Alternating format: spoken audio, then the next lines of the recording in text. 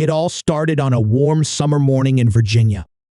The air was sticky with heat, and I could feel my scarf clinging to my neck as I stood outside the modest brick house.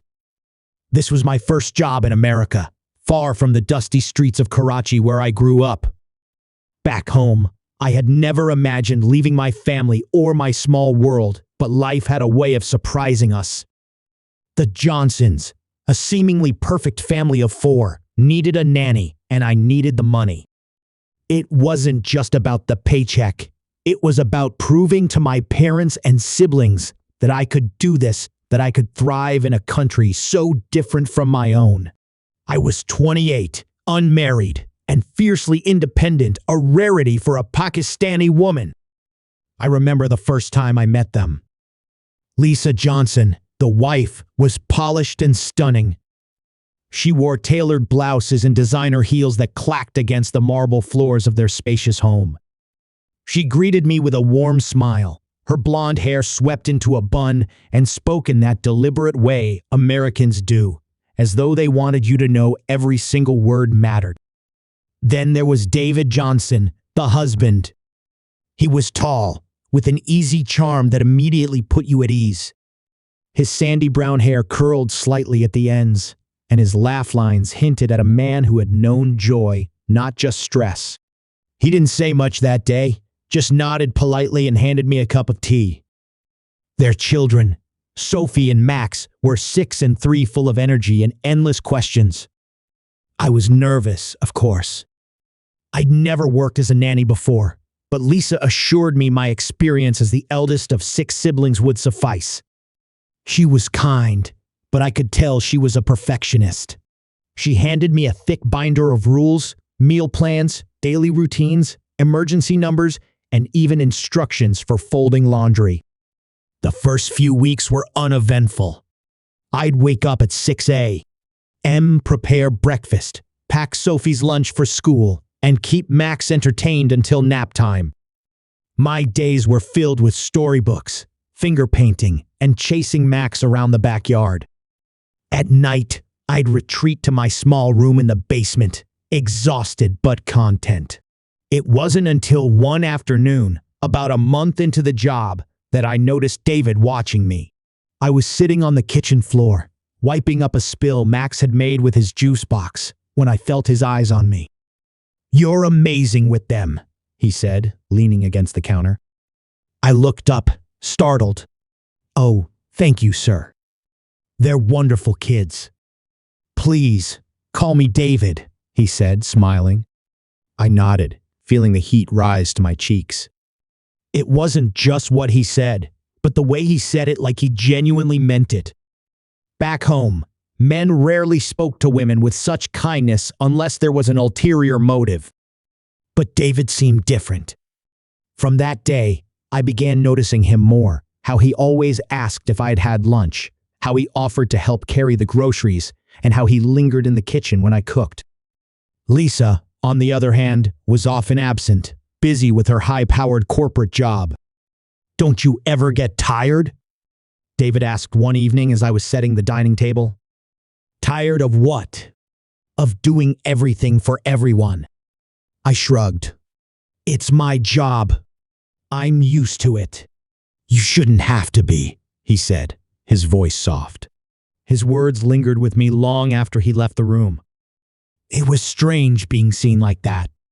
In my culture, women were expected to give endlessly, to serve without question. But David's words made me feel appreciated. I tried to ignore it, of course. I reminded myself of who I was and what I believed in. I was a Muslim woman, bound by faith and tradition. There were lines I could never cross, no matter how kind or handsome my employer was. But life, as I would soon learn, had other plans. Finally, I found the missing piece of myself. The next morning, reality hit me like a freight train. As I got the children ready for breakfast, I avoided David's gaze, the weight of what we'd done pressing down on me. But when he caught my eye and gave me a small, knowing smile, I felt that same rush of adrenaline I'd felt the night before. It didn't stop there. Over the next few weeks, We found ourselves stealing moments whenever we could, a lingering touch as we passed in the hallway, a whispered conversation in the kitchen after the children were asleep, a hurried embrace behind closed doors. Each time, I told myself it would be the last, but it never was. David became my addiction, and I was powerless to resist him. He made me forget everything, my faith, my upbringing, the values I'd once held so dear. For a while, I let myself believe that we could keep this up, that we could exist in our own little bubble without the rest of the world finding out. But deep down, I knew it couldn't last, and when the bubble finally burst, it would leave nothing but devastation in its wake. The weeks that followed were a whirlwind, a blur of stolen moments and whispered promises that filled my days with equal parts ecstasy and dread. David and I were careful yet reckless, finding time for each other when Lisa wasn't home, when the children were asleep, or when the house was empty. Each time we touched, I told myself it would be the last, but it never was. I felt like I was living two lives. During the day, I was Zara, the devoted nanny who read bedtime stories, cooked meals, and smiled warmly at Sophie and Max. But at night, when the world went quiet and the house fell into darkness, I became someone else entirely, someone who belonged to David in ways I'd never belonged to anyone before. One evening, after the children were tucked into bed, David found me in the living room folding laundry. Lisa had left that morning for another work trip, and the house was unusually still. He stood in the doorway, watching me, his presence filling the room before he even spoke. "Do you ever stop working?"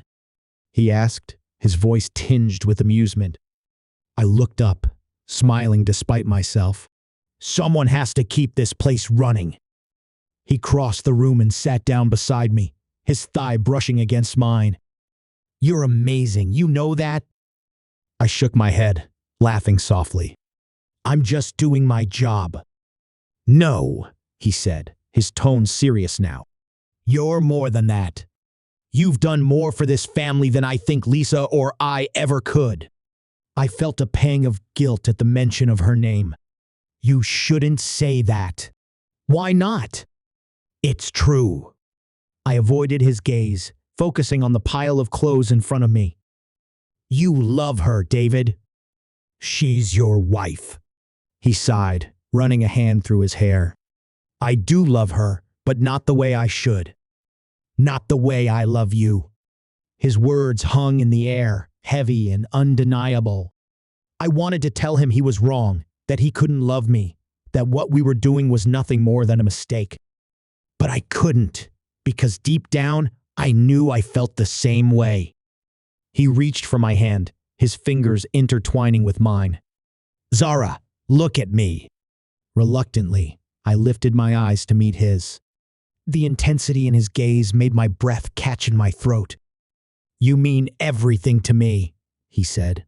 "I know this isn't right, but I can't imagine my life without you." The tears I'd been holding back finally spilled over, and he pulled me into his arms, holding me tightly as I cried. "I'm sorry," I whispered. "I never meant for this to happen." "Neither did I," he said softly. "But I don't regret it." As the weeks turned into months, our affair became harder to hide. Lisa's absences gave us the freedom to indulge in our forbidden relationship, but the moments when she was home were unbearable. I avoided her as much as I could, ashamed to look her in the eye. She was kind to me, trusting, and utterly unaware of the betrayal unfolding under her roof. "Zara, you've been such a blessing to this family," she said one evening as we sat in the kitchen. "I don't know how we managed before you came along."